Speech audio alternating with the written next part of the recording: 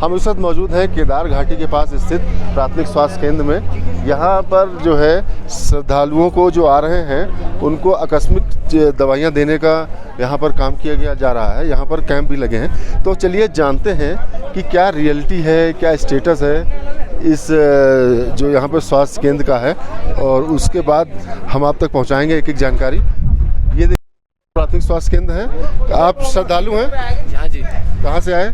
मथुरा वृंदावन से आए हैं। अच्छा, क्या समस्या हुई? आप लोग दवाई लेने यहाँ आए? पैरन में दर्द सा हो रहा था बस, और दवाई मिल गई आपको? हाँ दवाई मिल गई बिल्कुल।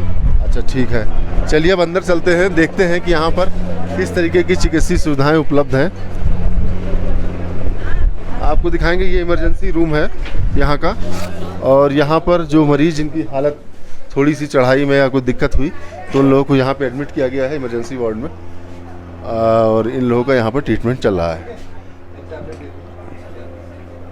अच्छा, आपसे जानना चाहेंगे यहाँ क्या क्या सुविधाएं मिल रही हैं मरीजों को? यहाँ पे ज़्यादातर पेशेंट जो आते हैं वो एल्टीट्यूड सिकनेस की वजह से आते हैं, क्योंकि ये बहुत हाइट पे है हमारा केदारनाथ। तो यहाँ पे ऑक्सीजन कंसंट्रेशन कम हो जाती है, तो प्लेन से जो लोग आते हैं उनको सांस लेने में दिक्कत हो जाती है, तो उनको हम एल्टीट्यूड सिकनेस के लिए दवाई दे देते हैं।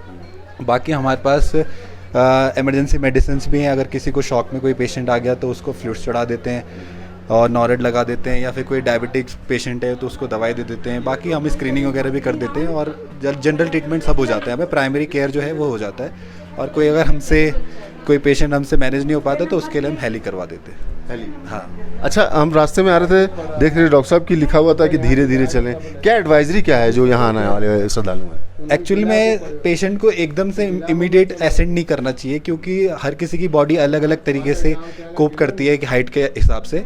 अगर पेशेंट धीरे धीरे करके आएगा तो उसकी बॉडी एक्यूमुलेटाइज होगी धीरे धीरे करके, तो वो ऑक्सीजन जो कंसंट्रेशन है उसकी बॉडी धीरे धीरे से उसको एडजस्ट कर पाएगी। तो इसलिए बोलते हैं कि धीरे धीरे एसेंड कीजिए, मतलब। अच्छा, जो श्रद्धालु दूर से आ रहे हैं उनके लिए क्या एडवाइस है, क्या सजेशन देंगे? एक्चुअली यहाँ पे बहुत ज़्यादा भीड़ है, तो जो भी है अपने कपड़े, यहाँ पे ठंड बहुत है, हाइपोथर्मिया के पेशेंट भी बहुत आ रहे हैं, तो अपने कपड़े अच्छे से लाएँ। और अपना साथ में एक ऐसे नहीं आना चाहिए कि मतलब कोई तो होना चाहिए साथ में, अगर कोई बीमार हो जाए तो आपके साथ कोई हो जो आपको देखे।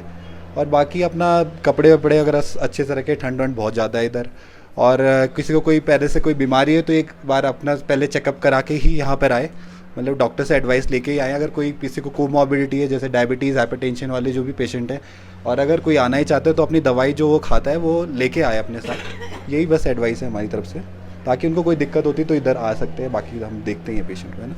धन्यवाद। तो देखा आपने, हमारे साथ डॉक्टर्स थे जो बता रहे थे कि क्या कुछ एडवाइजरी है जो मरीज यहाँ आ रहे हैं, मतलब जो भी श्रद्धालु आ रहे हैं उनकी जो भी रेगुलर मेडिसिन चल रही है उस मेडिसिन को उनको लेके आना चाहिए। इसके अलावा यहाँ पर थोड़ा सा, चूँकि हाई एल्टीट्यूड पर केदारनाथ है, तो आपको यहाँ पर एक्मोडाइज आपकी बॉडी हो जाए तो धीमे धीमे चलना चाहिए, पानी पीते पीते चलना चाहिए। तो ये स्थिति है। तो कुल मिलाकर ये सुझाव हैं जो डॉक्टर्स ने दिए हैं, और ये सभी यात्रियों को मानने चाहिए।